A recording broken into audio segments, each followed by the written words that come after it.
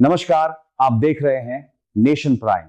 मैं हूं आपके साथ और हाजिर हूं देश की दो बड़ी राजनीतिक खबरों के साथ। तो चलिए बिना किसी देरी के जानते हैं आज की सबसे अहम और चर्चित खबरें विस्तार से।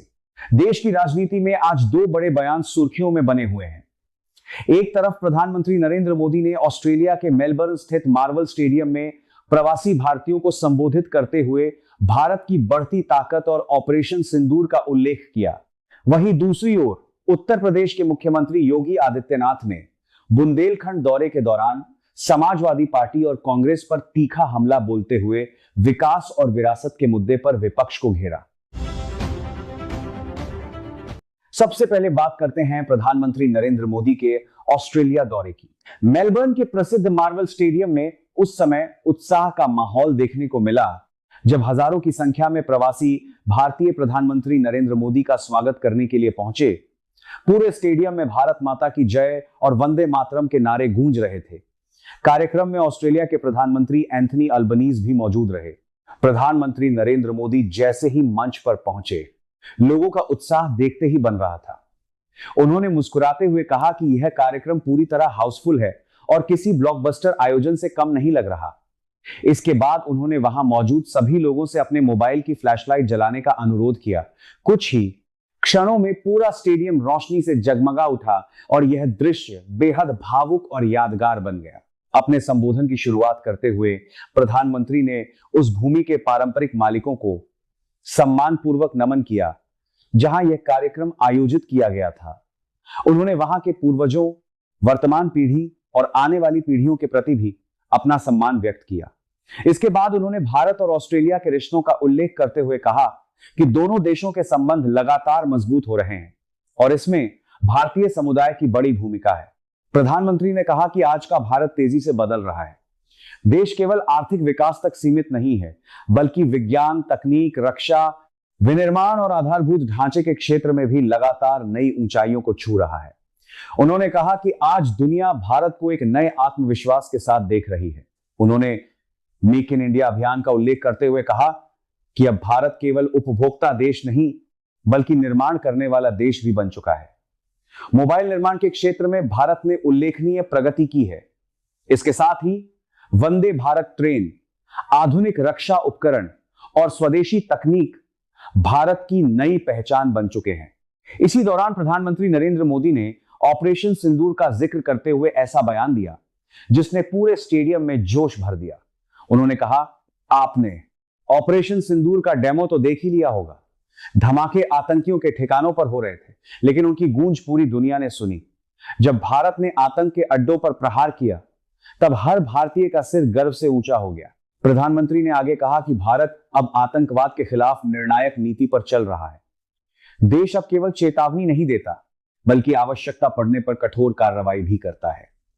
उन्होंने कहा कि भारत की सुरक्षा सर्वोच्च प्राथमिकता है और देश के सैनिकों की बहादुरी पर पूरे राष्ट्र को गर्व है। उन्होंने यह भी कहा कि भारत में बने आधुनिक हथियार और मिसाइलें आज दुनिया के सामने देश की रक्षा क्षमता का प्रमाण बन चुकी हैं। स्वदेशी तकनीक के दम पर भारत आत्मनिर्भर बनने की दिशा में तेजी से आगे बढ़ रहा है। प्रधानमंत्री ने प्रवासी भारतीयों से कहा कि वे जहां भी रहें, भारत के गौरव और संस्कृति के सबसे बड़े दूत हैं। प्रधानमंत्री के इस भाषण के दौरान स्टेडियम में मौजूद लोगों ने कई बार तालियों की गड़गड़ाहट और भारत माता की जय के नारों से उनका स्वागत किया। कार्यक्रम का माहौल पूरी तरह देशभक्ति के रंग में रंगा हुआ दिखाई दिया। अब रुख करते हैं उत्तर प्रदेश की राजनीति की ओर। उत्तर प्रदेश के मुख्यमंत्री योगी आदित्यनाथ ने बुंदेलखंड के दौरे के दौरान समाजवादी पार्टी और कांग्रेस पर तीखा हमला बोला। बांदा और बबेरू विधानसभा क्षेत्र में आयोजित कार्यक्रम के दौरान मुख्यमंत्री ने विकास, विरासत और धार्मिक स्थलों के संरक्षण को लेकर विपक्षी दलों को निशाने पर लिया। मुख्यमंत्री योगी आदित्यनाथ ने कहा कि उन्होंने सुबह चित्रकूट में कामदगिरी पर्वत की परिक्रमा की और भगवान श्री राम का आशीर्वाद प्राप्त किया। उन्होंने कहा कि चित्रकूट और पूरा बुंदेलखंड भगवान श्री राम की स्मृतियों से जुड़ा हुआ क्षेत्र है और यह केवल आस्था का केंद्र ही नहीं, बल्कि देश की सांस्कृतिक पहचान का भी महत्वपूर्ण हिस्सा है। मुख्यमंत्री ने कहा कि उनकी सरकार ने बुंदेलखंड को नई पहचान देने का काम किया है। पहले यह क्षेत्र पानी की कमी, पलायन और डकैतों के लिए जाना जाता था, लेकिन अब यहां तेजी से विकास हो रहा है। उन्होंने कहा कि सरकार ने बुंदेलखंड एक्सप्रेसवे, रक्षा विनिर्माण गलियारा और कई नई विकास योजनाओं के माध्यम से क्षेत्र की तस्वीर बदलने का प्रयास किया है।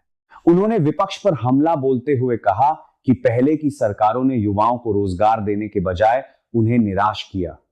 उन्होंने आरोप लगाया कि समाजवादी पार्टी के शासनकाल में अपराध और अव्यवस्था बढ़ी, जबकि वर्तमान सरकार ने विकास और कानून व्यवस्था दोनों को प्राथमिकता दी है। मुख्यमंत्री योगी ने अपने भाषण में कहा कि कुछ राजनीतिक दल केवल तुष्टीकरण की राजनीति करते हैं। उन्होंने कहा कि जिन लोगों को कब्रिस्तान अधिक प्रिय है, वही लोग अयोध्या में राम मंदिर, काशी विश्वनाथ धाम, मां विंध्यवासिनी धाम, चित्रकूट और नैमिषारण्य जैसे धार्मिक स्थलों के विकास का विरोध करते हैं। उन्होंने कहा कि उनकी सरकार धार्मिक स्थलों के विकास के साथ साथ पर्यटन, रोजगार और स्थानीय अर्थव्यवस्था को भी मजबूत कर रही है। इससे लाखों लोगों को प्रत्यक्ष और अप्रत्यक्ष रूप से लाभ मिल रहा है। मुख्यमंत्री ने यह भी कहा कि पहले मंदिरों और धार्मिक स्थलों के विकास के लिए पर्याप्त प्रयास नहीं किए जाते थे, लेकिन अब प्रदेश की सांस्कृतिक विरासत को नई पहचान मिल रही है। उन्होंने जनता से अपील करते हुए कहा कि विकास विरोधी और नकारात्मक सोच रखने वाले लोगों को लोकतांत्रिक तरीके से जवाब देना चाहिए। कार्यक्रम के दौरान मुख्यमंत्री योगी आदित्यनाथ ने 710 करोड़ रुपए से अधिक लागत की कुल 229 विकास परियोजनाओं का लोकार्पण और शिलान्यास भी किया। उन्होंने कहा कि इन योजनाओं से क्षेत्र में सड़क, शिक्षा, स्वास्थ्य, सिंचाई और आधारभूत सुविधाओं को मजबूती मिलेगी। उन्होंने इन उपलब्धियों का श्रेय जनता और जनप्रतिनिधियों को देते हुए कहा कि सरकार जनता के सहयोग से विकास की नई इबारत लिख रही है। मुख्यमंत्री ने कहा कि बुंदेलखंड अब पिछड़ेपन की पहचान नहीं, बल्कि विकास और आत्मनिर्भरता का प्रतीक बन रहा है। आने वाले समय में यहां निवेश और रोजगार के और अधिक अवसर पैदा होंगे। फिलहाल प्रधानमंत्री नरेंद्र मोदी का ऑस्ट्रेलिया में दिया गया संबोधन और मुख्यमंत्री योगी आदित्यनाथ का बुंदेलखंड से विपक्ष पर किया गया हमला, दोनों ही राजनीतिक गलियारों में चर्चा का विषय बने हुए हैं। आने वाले दिनों में इन बयानों पर राजनीतिक प्रतिक्रियाएं और भी तेज हो सकती हैं। अब देखना दिलचस्प होगा कि इन मुद्दों पर विपक्ष किस तरह अपनी प्रतिक्रिया देता है और आने वाले राजनीतिक घटनाक्रम किस दिशा में आगे बढ़ते हैं। फिलहाल इस खबर में इतना ही। अगर आपको यह वीडियो पसंद आया हो तो इसे लाइक करें, अपने दोस्तों के साथ साझा करें और हमारे चैनल नेशन प्राइम को सब्सक्राइब करना बिल्कुल ना भूलें। आपकी राय हमारे लिए बेहद महत्वपूर्ण है, इसलिए इस विषय पर अपनी प्रतिक्रिया हमें कमेंट में जरूर बताइए। मैं मिलता हूं आपसे अगली बड़ी और भरोसेमंद खबर के साथ। तब तक के लिए नमस्कार, जय हिंद।